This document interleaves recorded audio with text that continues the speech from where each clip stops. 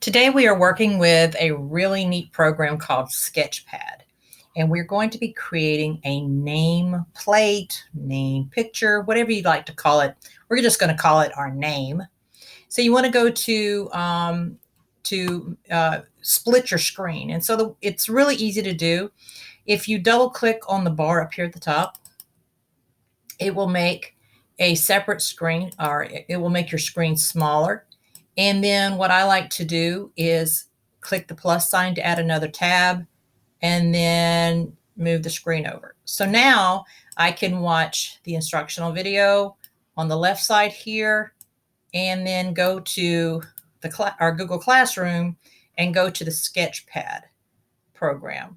So that's going to take a couple of seconds to load.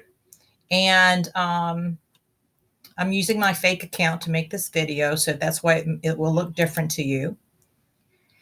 And so Sketchpad has been updated, and they have some really nice features. They've added a lot of new things to the program. And so some things I'm not going to be sure about, but we'll work through it.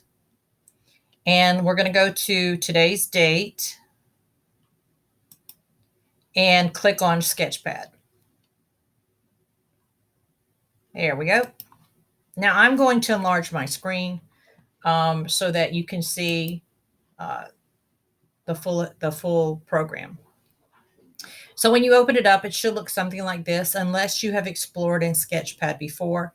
And if you have, then your old file will show up. So what we want to do is we want to create a new file. So we want to click on the plus sign, new. I'm going to choose blank and create.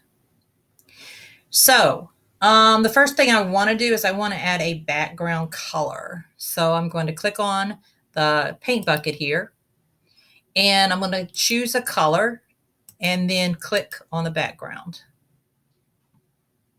The next thing I want to do is I'm going to click the T, that's the text. And I'm going to come over here and type in my first name. You do the same. Now, as long as my name is surrounded by this box here, I can manipulate the text. So now I'm going to come over here and I'm going to change the font because this is not thick enough. It's real skinny and I want it a lot thicker. So I'm going to click the Source Sans Pro, like the little arrow here. And this opens up different fonts. And as I hover over the different fonts, I see how my name will look in that font.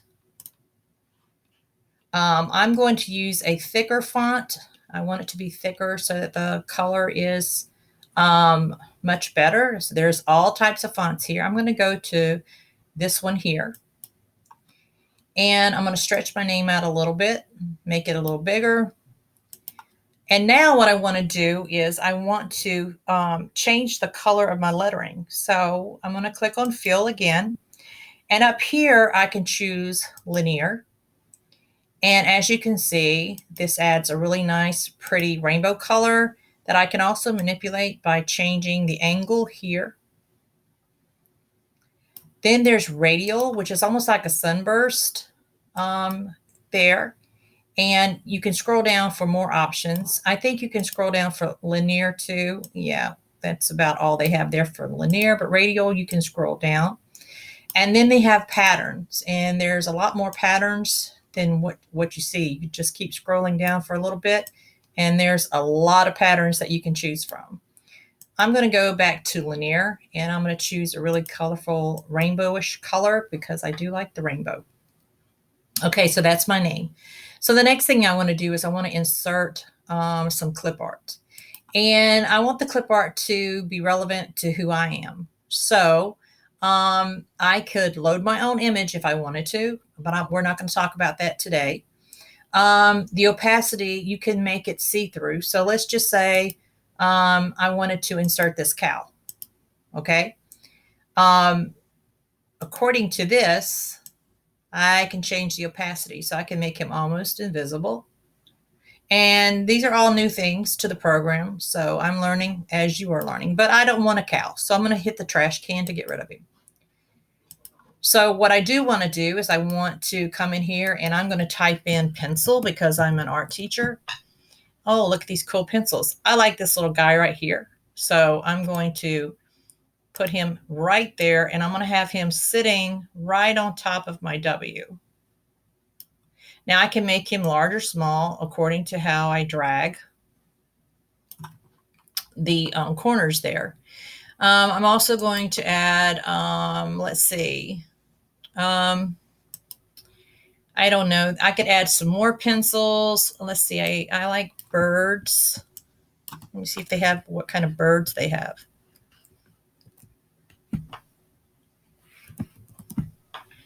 And you don't have to type anything in. You could, I actually like this little guy. You actually could just scroll through and see what you like. Now, the way I'm moving him is if I'm looking for my hand. See that little white hand? That helps me to know that I am right on it. Okay, now I can also manipulate this and turn it if I wanted to by using that little tool right there. I'm not sure what this does. Let's see. Oh, okay, it turns on the tools for you. And then this one tells you that you could send it backwards, bring it forwards, you could copy it, you can paste it, that kind of thing. And then of course there's a trash can, but I don't want to trash it. All right, so there we go. There's my name with my clip art on it. So the next step is I want to add some objects. I can add stars. I can add, if I hit this down arrow, I can add squares, rectangles, burst, radial burst, gear, spirals. I like spirals, so I'm going to choose a spiral. And before I put it on my paper over here, I'm going to come in and I'm going to choose a design to go on my, I do like that. All right, so I've chosen that. Now I'm going to click over here and add it. So I'm going to click and drag my mouse, and that will create this beautiful spiral. And I'm going to move it up here. And then I'm going to right click it, copy it, paste. And now I have two of the same size. And then I'm going to paste again. Okay. But this one I'm going to make smaller. And then I'm going to copy and paste that one and put that one over here. Then I'm going to go back to, let's see, what else do I want to add?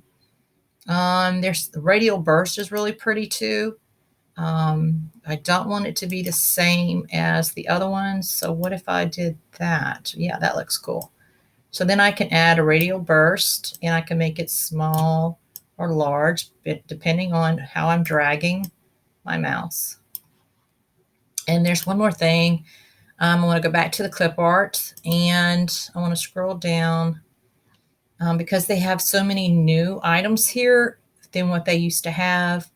I want to see if there's anything new here that I want to add to my picture. Oh, the seahorse. Okay, I'm from Florida and I used to dive for seahorses when I was a kid. That's pretty cool.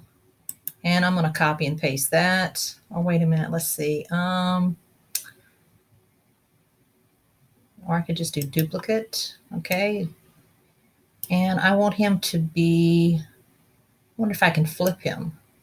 I can. How about that? Did you see how I did that? I drug the arrow. But I also want him smaller. So I'm going to make him a little smaller. So once I complete this, then it's time for me to save it. Now, the way I save it as a teacher is going to look different than how you save it in as a student. But we save the same way. So you come down here to this icon, this export icon. You click on it, and you click download as a JPEG. And then it should go to your Google. Now, you're going to probably have a little window that's going to pop up.